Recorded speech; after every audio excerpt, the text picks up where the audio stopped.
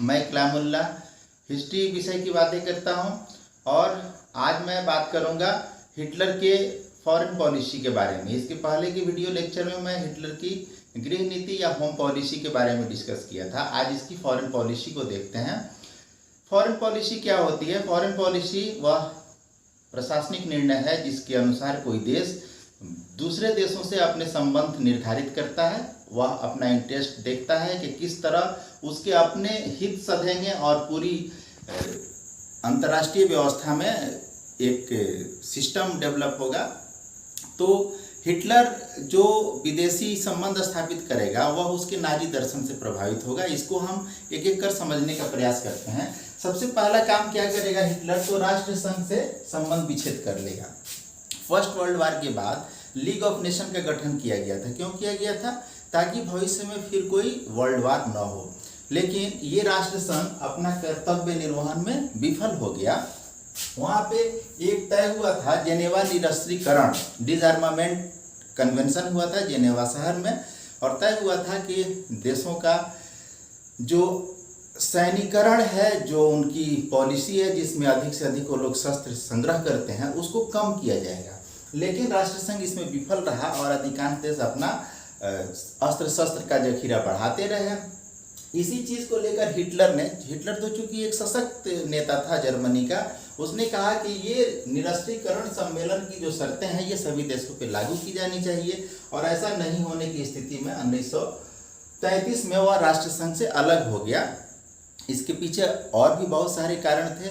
राष्ट्रसंघ Germany के स्वाभिमान को बचाने में असफल रहा था, और जो वर्साई की संधि थी उसके संग इतना अपमान जुड़ा था वो तो मैं पहले ही चर्चा कर चुका हूँ। तो हिटलर राष्ट्रसंघ से अलग हो गया।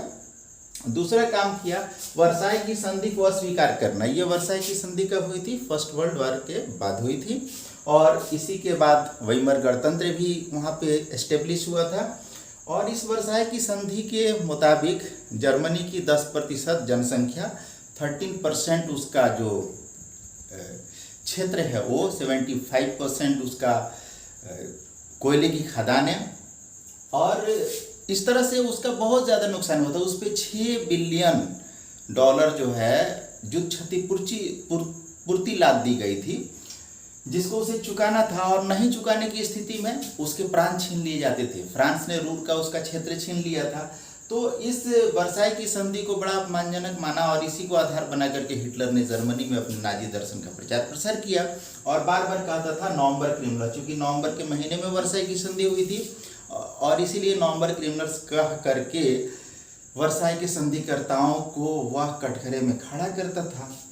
और इसने इस अपमानजनक संधि को समाप्त करना श्रेयस्कर समझा, क्योंकि इसी से उसका स्वाभिमान जुड़ा हुआ था। इसके लिए क्या किया? युद्ध क्षतिपूर्ति बंद कर दिया, हर्जाना देने से इनकार कर दिया, और वर्साई की संधि में उसकी सेना लिमिटेड कर दी गई थी।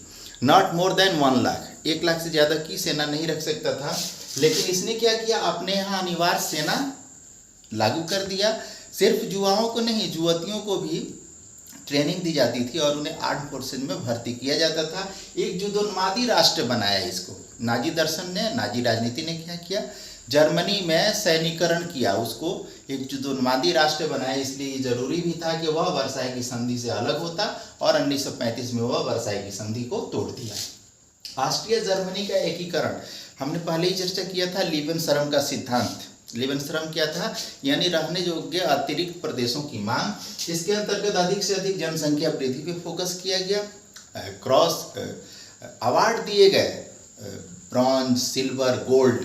4 बच्चे जन्माने पे ब्रॉन्ज मेडल मिलता था, 6 बच्चे जन्माने पे सिल्वर मेडल, और 8 या उससे ज़्यादा बच्चे जन्माने पे गोल्ड मेडल मिलता था औरतों को। तो अधिक से अधिक जनसंख्या को, पहले जनसंख्या बढ़ाया जाएगा और उसके बाद उस जनसंख्या को रहने के लिए लीबेनश्रम यानी अतिरिक्त प्रदेशों की मांग की जाएगी। और उन्हीं के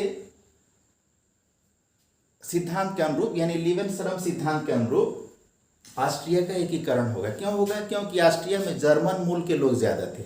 आपको पता ही है कि हिटलर का जन्म भी ऑस्ट्रिया में ही हुआ था। तो ऑस्ट्रिया और जर्मनी का इंटीग्रेशन हुआ। कब हुआ? 1938 में। एक स्लोगन के अंतर्गत हुआ। स्लोगन क्या था? 1 पीपल 1 एम्पायर एंड 1 लीडर। यानी एक जनता एक देश एक नेता। इसी के अंतर्गत जर्मन भाषी जितने लोग थे नज़दीकी राज्यों में जो बिखरे हुए थे, उन राज्यों का एकीकरण इंटीग्रेशन जर्मनी के संग किया गया। राइनलैंड और चेकोस्लोवाकिया पर अधिकार 1936 में राइनलैंड पर पुनः अधिकार कर लिया गया। ये राइनलैंड का क्षेत्र वर्साई की संधि के मुताबिक ले लिए गए थे जर्मनी से। और 1938 में चेकोस्लोवाकिया का सुडेटनलैंड एक प्रांत है, प्रोविंस है, इस प्रोविंस को कब्जा कर लिया गया।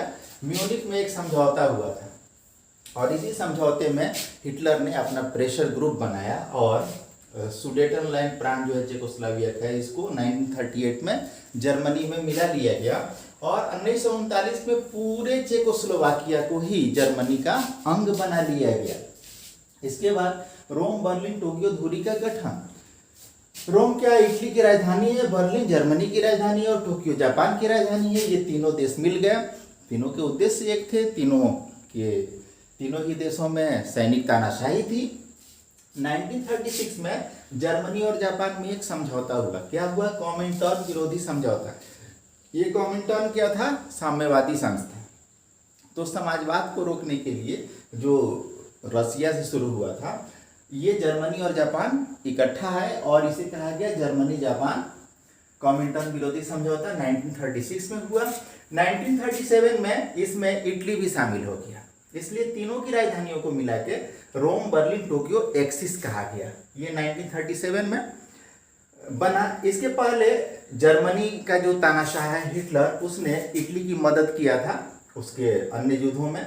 और जनरल फ्रैंको जो थे स्पेन के शासक या तानाशाह, उनसे भी इन लोगों के बड़े मधुर संबंध थे। तो इस तरह एक्सिस पावर बन गया और इसी के अगेंस्ट एक क्या बनेगा? दूसरा, ये धुरी राष्ट्र हैं और वो मित्र राष्ट्र बने हैं। तो जो मित्र राष्ट्र बने हैं उसमें इंग्लैंड, फ्रांस, ब्रिटेन जैसे देश, इंग्लैंड, फ्रांस, अमेरिका जैसे देश शामिल होंगे। और इस तरह जब दो ध्रुवीय विश्व हो जाएगा तो द्वितीय विश्व युद्ध फिर प्रथम विश्व युद्ध की तरह ही होगा और बल्कि प्रथम विश्व युद्ध से ज़्यादा विनाशकारी होगा। तो हम देखें कि ये हिटलर की जो फॉरेन पॉलिसी है किस तरह अंततः द्वितीय विश्व युद्ध में बदल जाती है। इसके बाद रूस के साथ एक संधि किया। कौन सी संधि? अनाक्रमण संधि। यानी दोनों मिलकर तय किए 1939 में कि हम एक दूसरे पे अटैक नहीं करेंगे। ये संधि बहुत दिन नहीं चली, बहुत जल्द समाप्त भी हो गई। इसके बाद इंग्लैंड से समझौता किया। कब? 1935 में। क्या समझौता किया? हम जानते हैं ना, वर्साई की संधि में इसकी सेना लिमिटेड कर दी गई थी, 1 लाख से ज़्यादा सेना नहीं रख सकता था। और अब चूंकि उसको अपना सैनिक विस्तार करना था, तो इसलिए उस समय की एक महत्वपूर्ण शक्ति है इंग्लैंड। इंग्लैंड से समझौता किया। समझौते की शर्त थी कि जर्मनी अपने नौसेना का 35% से ज़्यादा वृद्धि नहीं करेगा। लेकिन ये एक डिप्लोमेटिक विजय थी उसकी। कैसे थी? अब एक बार समझौता हो गया, यानी कि मौन समर्थन मिल गया इंग्लैंड का, अनस्पोकन सपोर्ट था इंग्लैंड का, और इसकी आड़ में वह सेना, नौसेना और जल सेना सभी सेनाओं की वृद्धि करेगा। इतने सारे कार्य होने के बाद अब क्या होगा? पहले देखा 1933 में राष्ट्रसंघ से अलग होता है, 1935 में वर्साई की संधि को टाटा बाय बाय बोल देता है, ऑस्ट्रिया को 1938 में जर्मनी में मिला लेता है और राइनलैंड का क्षेत्र 1936 में लेता है और पूरी चेकोस्लोवाकिया को 1939 में ले लेता है। फिर रोम, बर्लिन, टोक्यो धुरी बन जाती है 1937 में। रूस के संग 1939 में एक समझौता हो जाता है। इंग्लैंड से 35 में ही समझौता हो गया था। अब पोलैंड से एक समझौता 1934 में किया, 10 साल का। किस तरह का समझौता किया? अनाक्रमण संधि, यानी पोलैंड इस पे नहीं करेगा और ये पोलैंड पे नहीं करेगा। हमको पता ही है कि पोलैंड का गठन जर्मनी के अंशों से ही हुआ था और पोलैंड के गठन के संग ही एक पोलिश गलियारा बनाया गया था। पोलिश गलियारा क्या था? बाल्टिक सागर से पोलैंड को जोड़ने के लिए जर्मनी के बीचों बीच एक बृहत मार्ग दिया गया था, जो ऐसा लगता था जैसे किसी राष्ट्र के पीठ में छुरा भोंक दिया गया। और इसी को हाईवे रॉबरी कहता था। वर्साई की संधि में ये पोलिश गलियारा शामिल था। इसी पोलिश गलियारे की मांग किया हिटलर ने, और जब पोलैंड ने पोलिश गलियारा वापस करने से इनकार कर दिया तो 1 सितंबर 1939, यहाँ देख लीजिए 19 1 सितंबर याद हो जाएगा, 39 में तो वर्ल्ड वार सेकंड शुरू हो ही जाता है। तो 1 सितंबर 1939 को पोलैंड पे जर्मनी ने आक्रमण किया और इसी के संग विश्व युद्ध शुरू हो गया। और द्वितीय विश्व युद्ध कितना विनाशकारी था ये तो हम लोग बात के इसके अगले लेक्चर में जानेंगे। लेकिन 1939 से 1945 तक चलता है, जब तक कि जापान जो ये रोम बर्लिन टोक्यो धुरी का एक मजबूत स्तंभ है, ये अमेरिका के नौसैनिक बेड़े पे आक्रमण नहीं करता है और अमेरिका उस पर एटम बम नहीं गिराता है। एटम बम जब गिराया हिरोशिमा और नागासाकी पे लिटिल बॉय और फैट मैन नाम के छोटे छोटे एटम बम, तो उसके संग ये धुरी राष्ट्र समाप्त हो गए।